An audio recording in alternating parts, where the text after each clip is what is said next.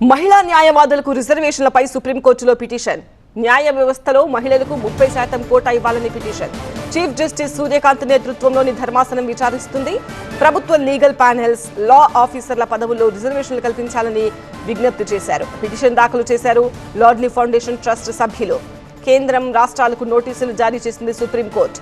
రాజ్యాంగంలోని అధికరణం 14, 15, 21 ప్రకారం ఉపాధి హక్కు కల్పించాలంటున్నారు పిటిషనర్లు.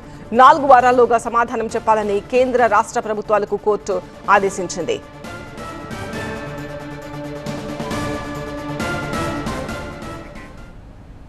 కులగణనపై సుప్రీంకోర్టు కీలక తీర్పు వెల్లడించింది. జనగణనలో కులాల లెక్కింపుకు గ్రీన్ సిగ్నల్ ఇచ్చింది. కులగణనను వ్యతిరేకిస్తూ దాఖలైన పిటిషన్ను ధర్మాసనం కొట్టేసింది. సంక్షేమ పథకాల అమలుకు కులగణన తప్పనిసరి అని సుప్రీంకోర్టు తన తీర్పులో చెప్పింది. వెనుకబడ్డ కులాల జనాభా తెలిస్తేనే సమగ్ర అభివృద్ధి సాధ్యమవుతుందని సిజేఐ సూర్యకాంత్ అన్నారు. కులగణన ప్రభుత్వ విధానపరమైన నిర్ణయమని, ఇందులో కోర్టుల జోక్యం ఉండదు అని సిజేఐ సూర్యకాంత్ చెప్పారు. ఏజెన్సీలు కులగణన దుర్వినియోగం చేసే అవకాశం ఎక్కువగా ఉందన్న వాదనను కూడా తోసిపుచ్చారు.